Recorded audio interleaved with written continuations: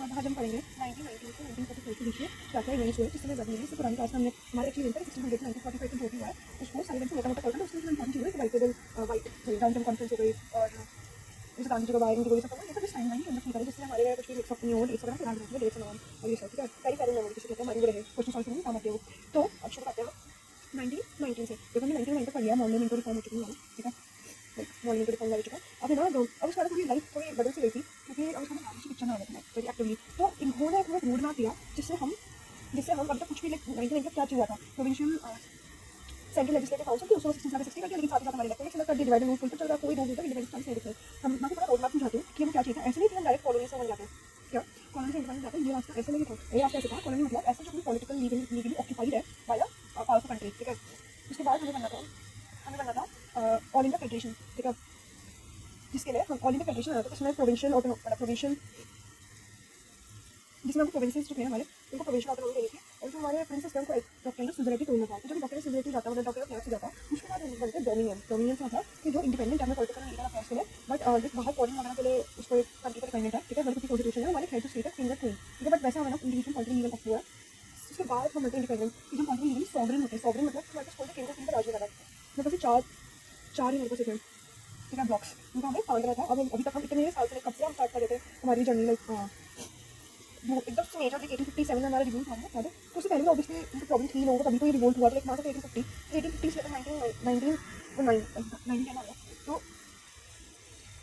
50 साल 10 साल 60 साल तक कुछ नहीं करा उन्होंने। और अंग्रेज कब राज करते हैं हम 1756 से अत्याचार कब से करते हैं लोग 1765 से लेकर 1865 तक 100 साल से कितना हुआ 40 35 प्लस 40 मतलब 178 साल हम 200 साल के अंदर पता लगे पचपन लगे ये तो क्या भाई मतलब 30 साल के अंदर लगे काहे लगे हमको इंडिपेंडेंस लगे जो हम 170 साल से लगे थे हमको 30 साल में होगा क्योंकि हमको रोड मैप दिया था ठीक है। अब हम आगे बढ़ते हैं तो बस वक्त कम है कि 3 मिनट से कम हो रहा है तो ये बहुत ही फास्ट ठीक है। वही हेड की तरह आपको मोटा मोटा समझाऊंगी कि गवर्नमेंट ऑफ 1919 है ठीक है, जो था मोन्टैग शैम्सबोर्न रिफॉर्म ठीक है, वो मैं आपको समझाऊंगी। उसके बाद गवर्नमेंट ऑफ इंडिया एक्ट 1935 आया ठीक है।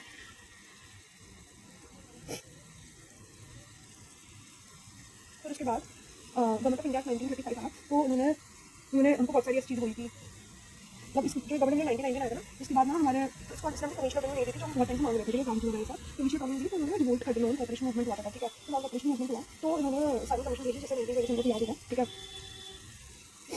तो इसमें 3 राउंड टेबल कॉन्फ्रेंस हुई, इसको वाइट कॉन्स्टिट्यूशनल रिफॉर्म बोलते हैं ठीक है। इसमें गवर्नमेंट ऑफ इंडिया 19 इसके बाद इसकी जो वाइट पेपर रिफॉर्म है ना हमारे इससे हमारे इंस्पायर्ड को गवर्नमेंट ऑफ इंडिया 19 हुआ तो कमीशन कॉलेज मेरी तरफ समझाती कितनी चालाकी करके लोगों ने मारा था। उसके बाद फिर नॉन कॉपरेशन मूवमेंट था उसको 1907 ये था सैनिक कमीशन आया उसमें उनको ये रिफॉर्म्स दिए और इससे इंस्पायर 35 बना। अगर 35 में मैं आपको समझाऊंगी कि क्या क्या हुआ मतलब इसको काफी सही करी जो भी मैंने चालाकी मारी थी वो सही करी। बट द थिंग इज कि हमारा कॉलोनी से हमें ऑल इंडिया फेडरेशन बना ठीक है। तो ऑल इंडिया फेडरेशन में नहीं बन पाया क्योंकि जो प्रिंसेस को भी डॉक्टर्स वगैरह को तो नहीं हुआ ठीक है। तो हमको तो चाहिए फुल इंडिपेंडेंस। तो अब हमारी थोड़ी सी बदल गई कि ऑल इंडिया फेडरेशन बनने का बोला कि हमको कम से कम डोमिनियन बना दो। डोमिनियन बनने का क्या है कॉन्स्टिट्यूशन हो सकता है ठीक है, ताकि कितना बेजार आज नहीं ठीक है। तो डोमिनियन को प्लीज हमें डोमिनियन बना दो क्योंकि अमेंडमेंट गवर्नमेंट है वो कैंसिल हो गई तो डोमिनियन बना दो। तो ना हिटलर अब ऐसा था अब देखो ब्रिटेन में क्या चल रहा था हिटलर और हिटलर ने 1940 में तहलका मचा दिया हमारी वॉर थे ना। देखो ये हमारी जर्मनी है, यहाँ पर एक छोटा समुद्र है, इस पर भूखे इसको समझ रहे आस पास है तो वो पहले मचा देते हैं। जापान के साथ मिलकर बोला था आज को ले मेरे ठीक है। तो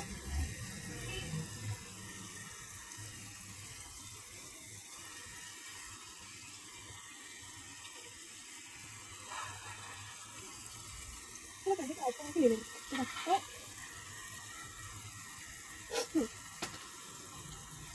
तो गवर्नमेंट अगर समझ आ रहा है कि अब समझ लो मीटिंग करा सकते हैं तेजी से क्योंकि भाई नई वीडियो में बनाई था अब लोग डिमांड करें गवर्नमेंट दे दो कुछ मिल जाएगा हमारा प्लीज भाई। तो मतलब ये अभी वही चल रहा है ठीक है।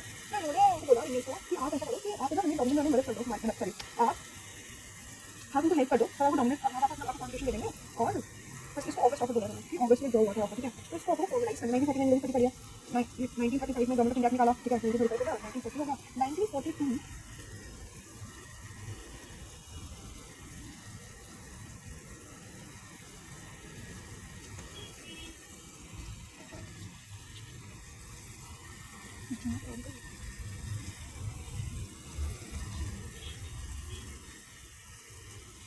तो 19 में फॉर्मलाइज करने 3 लोगों का भेजा। एक था स्टैनफोर्ड क्रिप्स A.V. अलेक्जेंडर और पैट्रिक लॉरेंस। ठीक है, तीनों की कमिटी भेजी 1942 में ऑगस्ट ऑफर को फॉर्मलाइज करने में। ठीक है, हमने अभी हेल्प कर दिया लोगों को, ठीक है, वर्ल्ड वॉर में ये वाला टाइम चल रहा। तो अब मैंने बोला कि हमारी डिमांड करती है डोमिनियन ऑर्डर उतना कॉन्स्टिट्यूशन दे दो। इन्होंने बोला कि अब चालाकी को छोड़ना निकालो लोग इंडिया को, बोल रहे हैं कि अब आप ना अगर नहीं डिमांड अगर कांग्रेस और मुस्लिम लीग मिल जाते हैं दोनों हाँ कर देते हैं तो हम मना देंगे, मुस्लिम लीग का क्या मना, रिजर्वेशन क्या नॉट। ठीक है, तो अब मैंने बोला, अब इनको बोला कि ये क्या बदतमीजी है, हमने ऑल इंडिया फेडरेशन, हम पहले ऑल इंडिया फेडरेशन तुमने हमको कर दिया 1935 में। ठीक है, फिर कर दिया तुमने, फिर आप बोल रहे हो कि फिर आप बोल रहे हो कि तुम अपनी कॉम नहीं बन दोगे। ठीक है, ये हमारे बात हम तुम क्विट इंडिया मूवमेंट गुस्सा आ गया भाई बहुत तेज से। 1942 में कोई आया था कुछ हो जाता है 1942 में इसी साल क्विट इंडिया मूवमेंट उनके जो भारत छोड़ो, मतलब it's so like it's movement is very goosebumps. Okay, it's amazing Bharat छोड़ो। ठीक है, क्विट इंडिया मूवमेंट, इमेजिन लोग अपने घरों से सैक्रिफाइस निकलते होंगे सब एक ही आवाज़ में, एक ही एम के साथ अंग्रेज भारत छोड़ो। Such a sad movement, such a useful charity moving back. मुझे लगता है थोड़ा सा कवर करने के लिए वीडियो बनानी पड़ेगी क्योंकि 14 मिनट्स के लिए बना सकते हैं वीडियो। ठीक है, तो 1942 में क्विट इंडिया मूवमेंट आया, 1945 में वर्ल्ड वॉर 2 वापस हो गया। ऐसा काम करेंगे नहीं लोगों के साथ, तो वर्ल्ड वॉर 2 हो गया, उसने इंग्लैंड को बहुत कर दिया। ठीक है, 1942 में क्विट इंडिया मूवमेंट 1942 वीक हो गया। अब 1946 में सेकंड कैबिनेट कमीशन आया। ठीक है, कैबिनेट कमीशन ब्रिटेन के पार्लियामेंट कैबिनेट कमीशन है, इसने कॉन्स्टिट्यूएंट असेंबली के लिए राजी हो गए, तो कॉन्स्टिट्यूशन वाले थे। ठीक है, 1945 में कॉन्स्टिट्यूशन में पार्लियामेंट से इसका मकसद था इंडिया, और इसमें जो कॉन्स्टिट्यूएंट असेंबली थी ये इंडिया का डायरेक्ट आया था। कैसे, इसमें 89 मेंबर थे, मतलब हर इंडिया का हर 1 करोड़ का एक इंसान। ठीक है, मतलब 89 मेंबर्स थे। हाँ, इसमें 289 इलेक्टेड थे, इलेक्टेड 93 थे इसमें, उसमें से भी 2 ग्रेड कांग्रेस से आए थे और कुछ मुस्लिम लीग से आए थे बच्चे लोग। ठीक है, अब ना हमारी जो मुस्लिम लीग है और प्रिंसेस ने मिलकर इसको कर दिया बॉयकॉट। ठीक है, अब इन्होंने लोग इतने भले थे, लोग चाहते थे कि आई मतलब कि आई में बहुत गिराया, पर आई नहीं। मैं थोड़ा सा इवेंट फोटो चाहती हूँ इसके। अब ना दिसंबर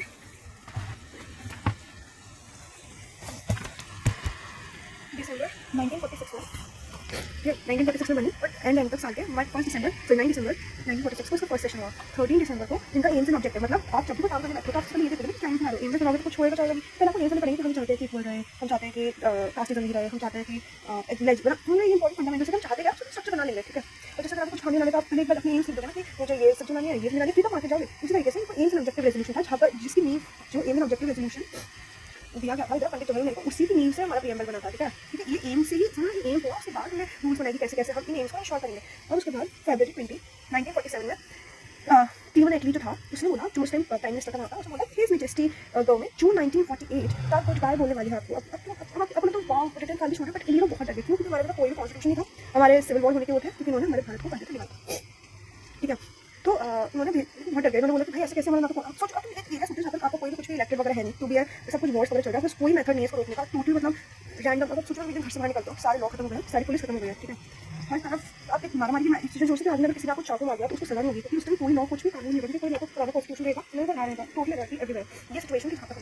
तो इसलिए इन्होंने बोला जो क्रिमिनल था ना, वही पीएम जो क्रिमिनल एक्टली था, उसने 3 जून 1947 को, देखो फरवरी में तो उन्होंने हमको डरा दिया वहाँ पर, फिर हमने बोलते रिक्वेस्ट के बाद 3 जून 1947 को उन्होंने भेजा माउंटबेटन को। ठीक है, मतलब इसके बाद ही डायरेक्ट हमारे फरवरी में इसने उसको भेजा माउंटबेटन को, और 3 जून 1947 को जिन्होंने पास मांगा पाकिस्तान। ठीक है, देखिए मांगा तो इसने पाकिस्तान माउंटबेटन से, पर माउंटबेटन अब एक आईएएस ऑफिसर कहीं बाहर जाएगा वो थोड़ा कर देगा, तो बाकी सरकार पार्लियामेंट करेगी ना, माउंटबेटन से एग्जीक्यूटिव था। तो फाइनली इंडिया इंडिपेंडेंस एक्ट, अब फिर उसको ब्रिटिश पार्लियामेंट ने देखा कि अभी तक ये कौन सा साल चल रहा था, 1947 फरवरी में आया, जून में लोग वो मांगा अलग से पाकिस्तान। अब उसके बाद